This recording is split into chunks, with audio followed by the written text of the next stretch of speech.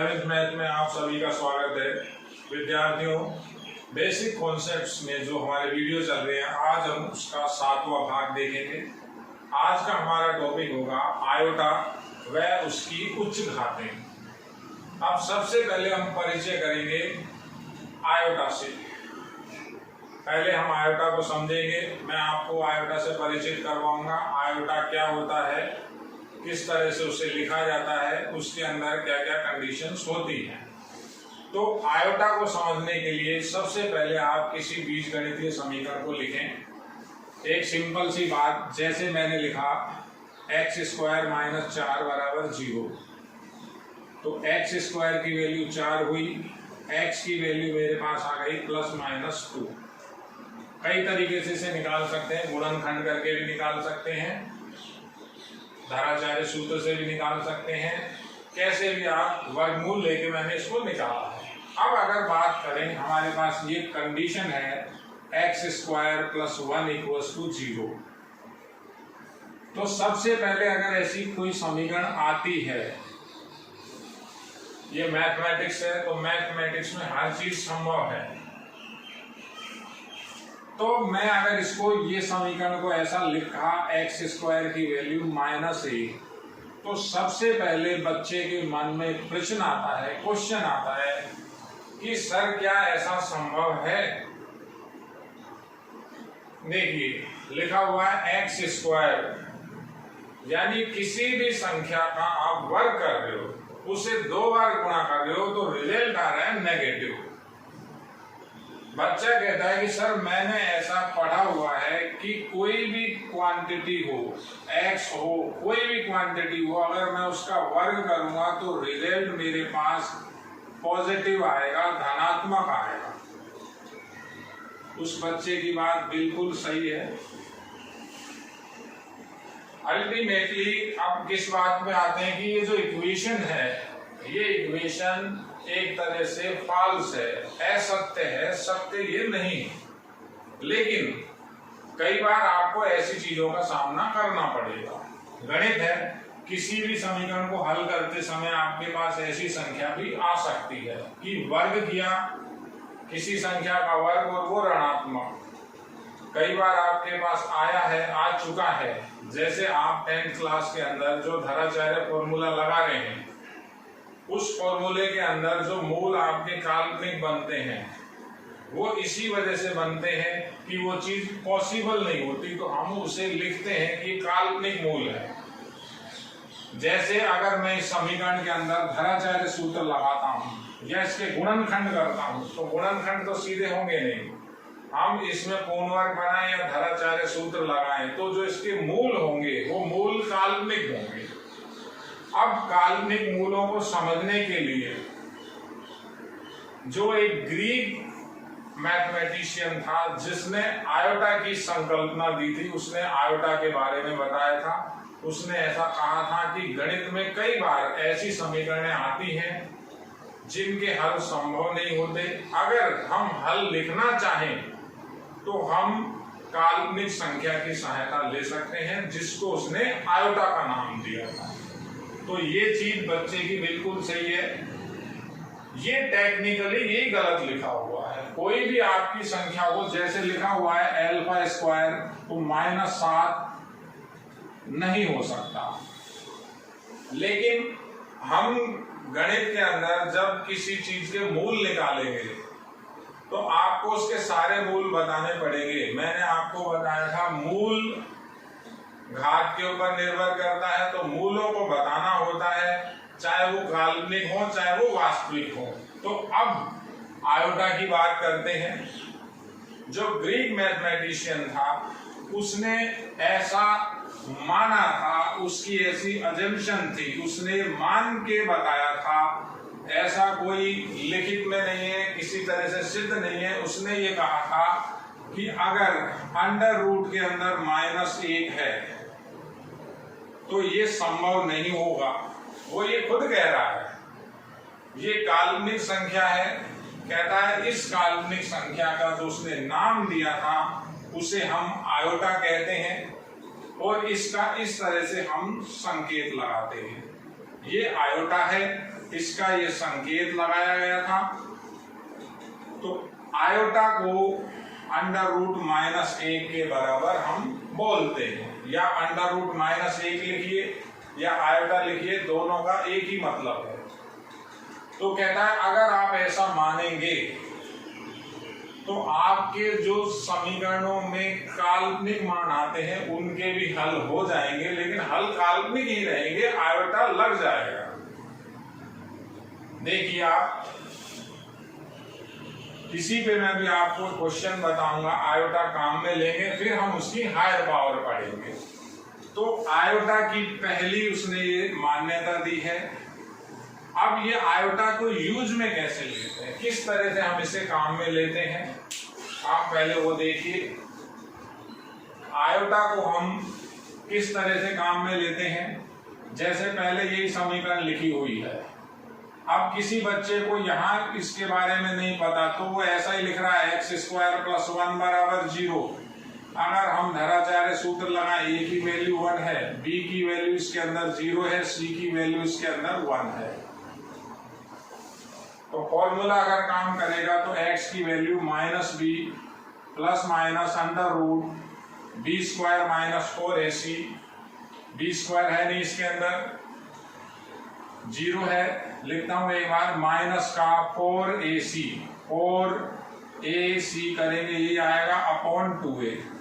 तो x की जो मेरे पास वैल्यू बनेगी वो आएगी ±√-4/2। अब जो वर्गमूल है उसमें से पेयरिंग होती है तभी बाहर आएगा। आगे इस तरह से लिखेंगे, x बराबर ±√1 लिखा, 2 लिखा और 2 लिखा। देखिए आप, अपॉन, ये पेयरिंग को बाहर निकाल सकते हैं, अपॉन 2। तो ये जो पेयर है ये पेयर बाहर आ जाएगा, x बराबर ±2, अंडर रूट के अंदर -1 बचा, अपॉन 2, 2 से 2 कैंसिल हो जाएंगे, x की वैल्यू आएगी ±√-1। तो ये आप यहाँ छोड़ सकते हैं। 10 तक का ये काम है। अब 11th की बात करें तो आपको यहाँ आयोटा को बहुत डिटेल में पढ़ना है। आपका ये कहीं कहीं फिजिक्स में भी काम आएगा। आयोटा को किस तरह से समझेंगे, आयोटा को हमने माना हुआ है, वर्गमूल के अंदर अगर कोई भी संख्या, अंडर रूट में कोई भी संख्या अगर माइनस की है तो उसे हम काल्पनिक संख्या बोलते हैं। आयोटा की वैल्यू √-1 होती है। तो ये भी आंसर सही है। आप इसको ऐसा भी लिख सकते हैं, x की वैल्यू ± √-1 यानी आयोटा। यानी इस क्वेश्चन के 2 आंसर आए, एक आयोटा आया, एक आंसर आया माइनस का आयोटा। द्विघात समीकरण थी, दोनों के दोनों मूल मैंने लिखे। अब आप वर्गमूल के अंदर जो भी संख्या होती है अगर वो नेगेटिव है तो काल्पनिक ही होगी, वो संभव नहीं है। ऐसा नहीं है कि आयोटा की वजह से वो संभव हो जाएगी। अभी ये कंडीशन जो लिखी हुई है ये दोनों की दोनों कंडीशन सेम है, केवल और केवल हमने √-1 को आयोटा के नाम से लिखा है। काल्पनिक अभी भी है ये। तो काल्पनिक संख्याओं की भी हम बात करेंगे। फिलहाल हम केवल आयोटा और उसकी उच्च घातों की हम बात करेंगे। तो ये आयोटा का परिचय था। अब हम बात करते हैं इसके अंदर हायर पावर की। तो जो आपको आगे 11th में काम आएगा वो मैं आपको बताता हूं, हायर पावर किस तरह से अपन इसके अंदर देखते हैं। देखिए, आयोटा की वैल्यू √-1 होती है। अगर मैं दोनों तरफ वर्ग करता हूं, वर्ग किया तो आयोटा स्क्वायर की वैल्यू -1 अंडर रूट लिखा हुआ है, और ये भी स्क्वायर किया, आयोटा स्क्वायर की वैल्यू, अंडर रूट का मतलब होता है पावर 1/2, और ये होल स्क्वायर ये अलग से, तो आयोटा स्क्वायर की वैल्यू -1 बनेगी आपकी। देखिए, अब हायर पावर हम चला रहे हैं मैं आपको ऐसा तरीका बताऊंगा, कितनी भी पावर हो आयोटा की, आप उसकी कैलकुलेशन बहुत इजीली कर लेंगे। आयोटा क्यूब की बात करते हैं, तो आयोटा क्यूब को मैं ऐसा लिख सकता हूं, आयोटा क्यूब आयोटा स्क्वायर का आयोटा से गुणा, आयोटा क्यूब आयोटा स्क्वायर की वैल्यू -1 गुणा आयोटा, तो आयोटा क्यूब की वैल्यू माइनस आयोटा के बराबर हो गई। देखिए, जो मैं आपको बताने चाहता हूं वो अभी आप 2 या 3 इक्वेशन के बाद उस चीज की हम बात करेंगे। आयोटा की पावर अगर 4 की बात करें तो कैसे भी लिख सकते हो, आयोटा की घात 3 का आयोटा से गुणा, बेस इक्वल होते हैं, पावर ऐड हो जाती है। आयोटा क्यूब हमने अभी निकाला, आयोटा क्यूब की वैल्यू माइनस आयोटा निकाली है, और एक ये आयोटा, तो आयोटा की पावर 4 हमारे पास आया माइनस आयोटा स्क्वायर, आयोटा की पावर 4 माइनस, तो ऐसा कैसा, आयोटा स्क्वायर का मान -1 है, ये हो गया 1, आयोटा की पावर 4 की वैल्यू आ गई 1। अब जैसे जैसे आप बढ़ेंगे आगे, तो जो मान है उनकी पुनरावृत्ति ही होगी, कोई नया मान नहीं आएगा। समझिए, आयोटा की पावर 5 को अगर मैं लिखता हूं, मैं ये लिख सकता हूं आयोटा की पावर 4 इंटू आयोटा, आयोटा की पावर 5, आयोटा की पावर 4 की वैल्यू 1 है, और ये गुणा आयोटा से किया, तो आयोटा की पावर 5 आयोटा के इक्वल हो गई। आयोटा की पावर 6 को देखें तो मैं इसे ऐसा लिख सकता हूं, आयोटा की पावर 4 और आयोटा स्क्वायर, आयोटा की पावर 6 आपकी बन गई, आयोटा की पावर 4 की वैल्यू 1 है, आयोटा स्क्वायर की वैल्यू अभी हमने निकाली -1, तो 1 का इंटू -1 से करें तो आयोटा की पावर 6 की वैल्यू -1 आ गई। अब देखिए, आप मान रिपीट हो रहे हैं, पुनरावृत्ति हो रही है, बार बार वही मान आ रहे हैं। कैसे आ रहे हैं, आयोटा की वैल्यू ये लिखी हुई है, आयोटा स्क्वायर की वैल्यू जो आई वही आयोटा 6 की वैल्यू आई। अब अगर मैं आयोटा की पावर 7 निकालता हूं, आयोटा की पावर 7 घात, तो आपका आएगा आयोटा 4 इंटू आयोटा 3। देखिए, आधार बराबर है तो घातें जुड़ेगी। आयोटा की पावर 4 की वैल्यू 1 है, तो 7 का मान आया 1, और आयोटा 3 की वैल्यू हमने माइनस आयोटा निकाली हुई है, माइनस आयोटा, तो आयोटा 7 की वैल्यू माइनस आयोटा आ गई। बार बार वही के वही मान रिपीट हो रहे हैं। आयोटा की पावर 8 को लिखें अगर, तो मैं ऐसा भी लिख सकता हूं 4 घात का होल स्क्वायर, तो आयोटा 4 की वैल्यू 1 है, तो आयोटा की पावर 8 1 का स्क्वायर, आयोटा की पावर 8 वापस 1 आ गया। देखिए आप, अब क्या हो रहा है, मान बार बार रिपीट हो रहे हैं। तो 2 तरह की चीजें हमारे पास सामने आ रही हैं, उसे आप समझिए, देखिए। मैं आपको जो चीज मेन बताना चाह रहा हूं, अब मैं आपको उसको लिखता हूं, फिर हम उसकी हायर पावर की कैलकुलेशन करेंगे। देखिए, सबसे पहले आप ऐसा समझिए, जो आयोटा है अगर उसके ऊपर पावर सम है, घात अगर सम है, तो जो संख्या, जो रिजल्ट आएगा वो वास्तविक रिजल्ट आएगा, यानी उसके अंदर आयोटा नहीं आएगा। जो भी रिजल्ट आएगा, देखिए 4 घात का जो रिजल्ट था 1 है, वास्तविक संख्या है। 6 घात का रिजल्ट -1 है, वास्तविक संख्या है। 8 घात का जो रिजल्ट है 1 है, वास्तविक संख्या। और अगर आयोटा की पावर आप विषम ले रहे हैं, तो ये जो संख्या होगी ये काल्पनिक होगी, काल्पनिक यानी अंडर रूट में नेगेटिव यानी विद आयोटा होगी, वापस उसमें कहीं ना कहीं आयोटा आ जाएगा। आप कुछ भी निकाल लीजिए। अब इसको कैसे देख रहे हैं हम, वीडियो को आप रिवाइंड करके भी देख सकते हैं। रीजन क्या है, मुझे बोर्ड भी हटाना होगा, बार बार लिखना भी होगा। देखिए आयोटा की पावर 1, आयोटा की बात बताई थी, फिर 5 घात का मान भी आयोटा के बराबर आया था, 5 पावर। अब ये 4 के गैप पे चल रहा है, तो 9, 4 और जोड़े। देखिए 1 में 4 जोड़ा 5, 5 में 4 जोड़ा 9, 9 में 4 जोड़े तो 13 पावर हो गई। आयोटा की पावर 13, आयोटा की पावर 17, ऐसे जितने भी मान होंगे सबकी वैल्यू आएगी पुनः आयोटा ही आएगी। इसका जो रिजल्ट है वो आयोटा ही होता है।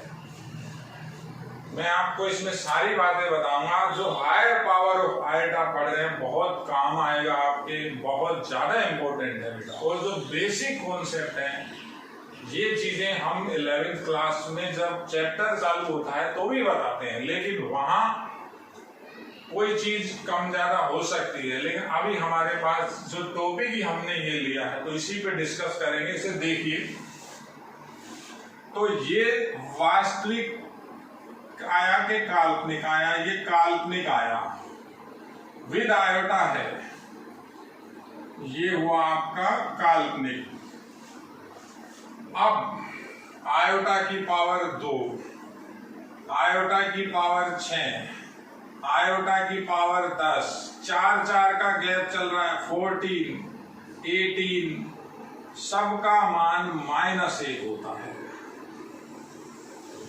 4 ही मान आएंगे आपके, कितने ही हों ऐसे।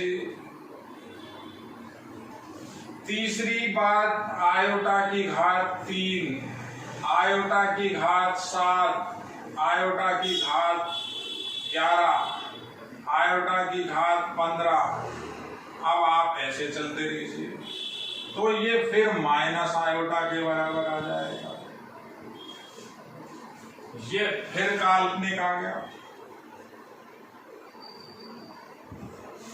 और लास्ट में जो बचा, लास्ट में बचा आयोटा की पावर 4, 8,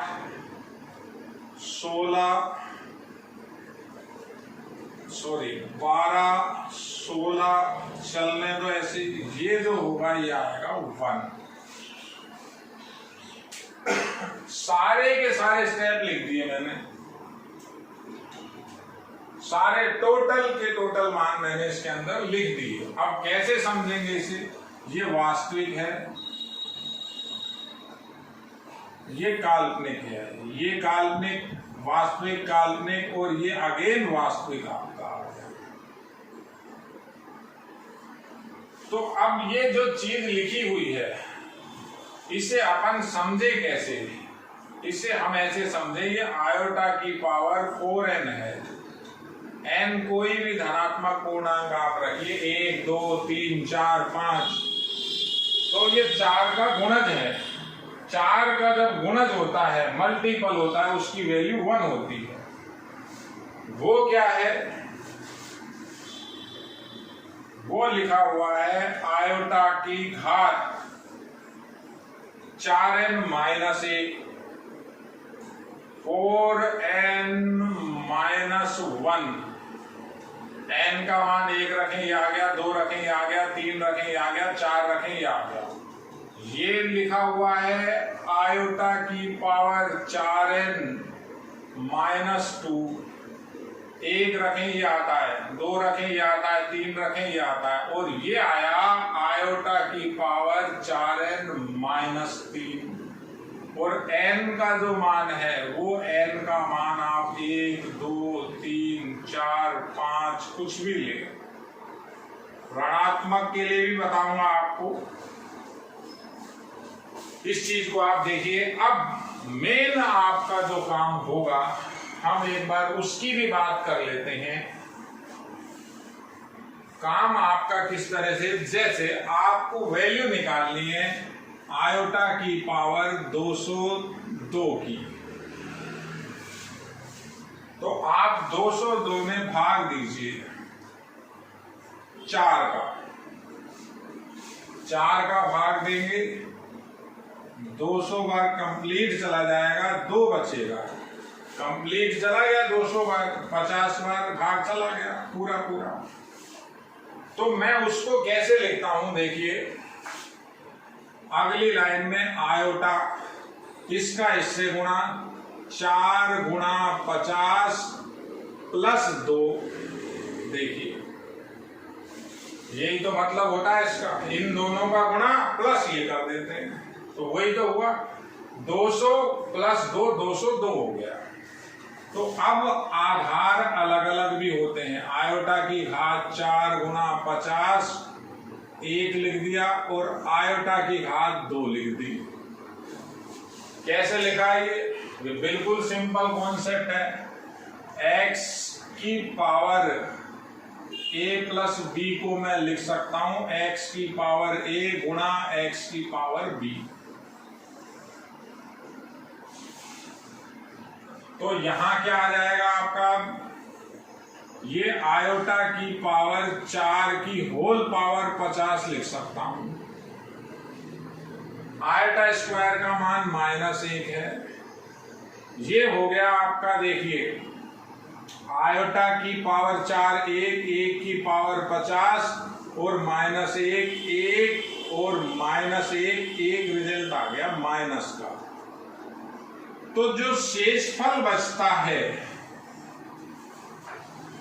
वही शेषफल, 3 तरह के ही मान आपको याद रखने हैं। आयोटा का मान आयोटा के बराबर, आयोटा की घात 2 का 1 घात है आयोटा के बराबर -1, 3 घात का मान माइनस आयोटा के बराबर और आयोटा की घात 4 1।